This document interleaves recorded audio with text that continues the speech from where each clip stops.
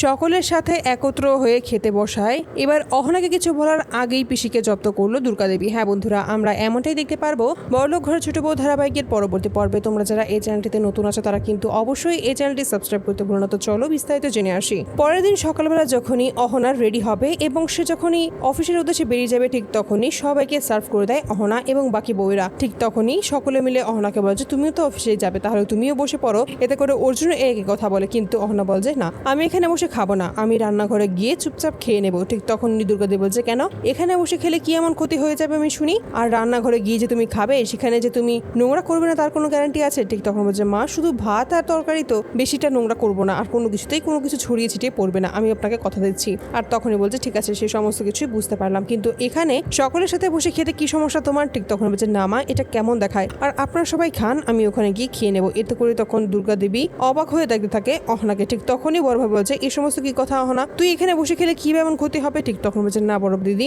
আসলে আমি ওখানে গিয়ে খেতে পারবো, আমার কোনো সমস্যা হবে না। ঠিক তখনই খোকন বলেছে অহনা, কোনো সমস্যা হবে না, তুমি আমাদের সাথে বসেই খাও, তুমি তো অফিসে যাচ্ছ, এমনটা তো নয় যে তুমি বাড়িতেই থাকবে, আর তার জন্য তোমাকে বারবার করে বলা হচ্ছে আমাদের সাথেই খেয়ে নিতে। এতে করে তখন অনেক জোর করার পরেই অহনা বসে পড়ে খাওয়ার জন্য। আর যখনই অহনা খাবার নেবে, ঠিক সেই মুহূর্তেই সেখানে এসে হাজির হয় পিসি ও পল্টু। আর ঠিক তখনই পিসি আর পল্টু যখনই দেখতে পায় অহনা তাদের সাথে একত্রে বসে খাবার টেবিলে বসে খাবার খাচ্ছে, এতে করে তখন অবাক হয়েছে এবং ক্ষিপ্ত হয়েছে। তখনই পল্টু বলছে ছি ছি, এই সমস্ত কারবার আমি আর দেখিনি। এতে করে অহনা তখন অবাক হয়। ঠিক তখনই দুর্গাদেবী বলছে কেন, কি এমন হয়েছে যার জন্য তুই এরকমটা করছিস? ঠিক তখন বলছে কি আর হবে, এখন বাড়ির বউ চাকরি করছে, আর এতে করে তো তাকে আমাদের সাথে করেই বসিয়ে খাওয়ানো হচ্ছে। এতে করে তখন অবাক হয়ে যায় দুর্গাদেবী। তখনই কিছু বলবে, তবে তার আগেই পিসি বলছে আর কত কিছু দেখবো, সেটা তো এখনো অজানাই রয়ে গেছে। বাড়ির ছোট বউ পরীক্ষা দিয়েছে, পাশ করেছে এবং সে চাকরির জন্য আবেদন করছে এবং সেখানেও জব হয়ে গেছে, আর এখন তো অনেক টাকা ইনকাম করবে, সে সমস্ত টাকা ইনকাম করে নিজে টাকা ওড়াবে, আর এর জন্য তো সকলে মিলে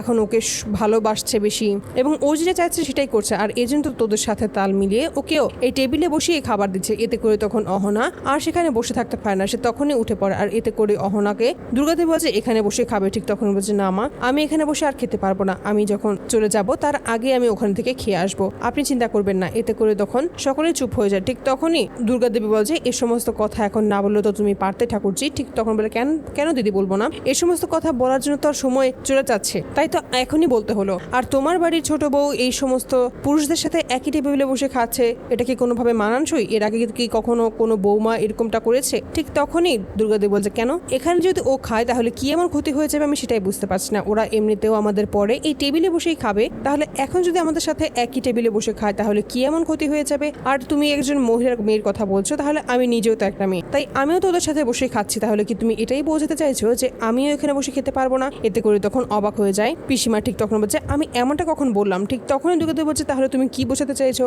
আমার বাড়ির ছোট বউ যদি সত্যি এখানে বসে খায় তাহলে কি এমন ক্ষতি হয়ে যাবে? কোনো ক্ষতি কি হয়ে যাবে? আমার তো মনে হয় না, আর আমি ওকে নিজেই বলেছি এখানে বসে খাওয়ার জন্য, আর তার জন্য ও খাচ্ছে। ঠিক তখনই খোকন বলছে হ্যাঁ মা একদম ঠিক কথাই বলেছে, ও তো খেতেই বসতে চাইছিল না, কিন্তু আমরাই ওকে জোর করে এখানে খেতে বসিয়েছি, এতে করে কি সমস্যা হয়েছে আমি তো সেটাই বুঝতে পারছি না। ঠিক তখনই পিসিমা বলছে সে সমস্ত কিছু তুই আর কিভাবে বুঝবি, তোরা তো কেউ কোনো কিছুই চোখে দেখছিস না, তোদের চোখে কোনো কিছুই পড়ছে না, তার জন্য তো ওর ভুলগুলো তুই দেখতে পাচ্ছিস না। বাড়ির বউরা কি কখনো এরকম কাজ করেছে নাকি? যেহেতু করেইনি তাহলে এই বউ ক্ষেত্রে কেন ব্যতিক্রম হচ্ছে? ঠিক তখনই দুর্গা বলছে সেই সমস্ত কৈফিয়ত আমি তোমাকে দিতে বাধ্য নই, তুমি এই সমস্ত কথা বারবার করে কেন বলছো ঠাকুরজি, আমি সেটাই বুঝতে পারছি না। ঠিক তখনই পিসিমা বলছে কারণ এই জন্যই বলছি যে এই মেয়েটাকে এই বাড়িতে আসার পর থেকে অনেক কিছু পাল্টে গেছে, অনেক কিছু তুমি নিয়ম নীতি চেঞ্জ করে দিয়েছো, কিন্তু এটা তো এর আগে হওয়ার কথা ছিল না। যদি সত্যি ওর ক্ষেত্রে এই নিয়মটা চেঞ্জ হয় তাহলে এর আগে কেন বাকি বউদের ক্ষেত্রেও এই সমস্ত নিয়ম কানুন পাল্টায়নি? কেন এই মেয়ে আসার পরেই এই সমস্ত কিছু পাল্টে ফেলেছো? ঠিক তখনই দুর্গা বলছে কারণ আগে আমি কোনো কিছুই বুঝতে পারিনি, আর না বোঝার কারণেই আমি আজকে এই সমস্ত কিছু শুধরে নেওয়ার চেষ্টা করছি। আমার তখন মনে হতো যে বাড়ির বউরা শুধু বাড়ির বউ হয়ে থাকবে, কিন্তু এখন আমি বিশ্বাস করি এবং এটা মানি যে বাড়ির বউ হলেও তারা একজন মানুষ, ওদের নিজস্ব আলাদা ইচ্ছেও থাকতে পারে, তাদের গুরুত্ব রয়েছে, আর তার জন্য ওদেরকে গুরুত্ব দেয়, এছাড়া আর কোনো কিছু নয়। কিন্তু পিসিমা বলছে এই সমস্ত কাজ তোমাকে আগে ভাবার দরকার ছিল বড় ভাবি, কিন্তু তুমি এই সমস্ত কাজ না করে এখন এই ছোট বউয়ের পাল্লায় পড়ে এই সমস্ত বাড়ির সমস্ত নিয়ম কারণ তুমি জলাঞ্জলি দিয়ে ফেলেছো। এটা কি কোনোভাবে আমরা মানতে পারবো? এটা তো আমরা কোনোদিনও মানতে পারবো না, আর তার জন্য আমি আর ছোট বৌদি কোনোদিনও এটা মানতে পারিনি বলেই আমরা সকলের কাছে খুব খারাপ। তখনই অহনাকা বলছে তোমাকেও বলি, সকলে বললো আর তুমি ওদের সাথেই বসে পড়লে, এটা কিরকমই তুমি জানো? সমস্ত নিয়ম কারণ কি তুমি সবটাই ভুলে গেছো? শুধু পড়াশোনা করলেই কি সমস্ত কিছু ভুলে যায় মানুষ? এই সমস্ত নিয়ম কারণ তো পরিবার থেকে শিখতে হয়, তোমার মা কি তোমাকে সেই শিক্ষাটুকু দেয়নি? এতে করে ক্ষিপ্ত হয়ে যায় দুর্গা। ঠিক তখনই দুর্গা অহনাকে বলছে তুমি এক্ষুনি খাবার টেবিলে বসবে। আর এই বলেই তখন জোর খাটিয়ে অহনাকে খাবার টেবিলে বসায় আর বলে যে তুমি এখান থেকেই খাবে। আর তখনই চলে আসে পিসিমার মুখোমুখি। আর তখনই পিসিমাকে বলছে, খবরদার ঠাকুর, যে তুমি এভাবে আমার বাড়ির ছোট বউয়ের দিকে আঙুল তুলবে না। ও নিজের যোগ্যতায় এই চাকরিটা পেয়েছে, যদি তোমার যোগ্যতা থাকে তুমি সেই চাকরিটা করে দেখাও, সেটাতে আমরা কেউ বাধা দেবো না। ঠিক তখনই পিসিমা বলছে, আজকে তুমি এভাবে আমার সাথে কথা বলছো শুধুমাত্র ওই বাইরের মেয়েটার সাথে জন্য।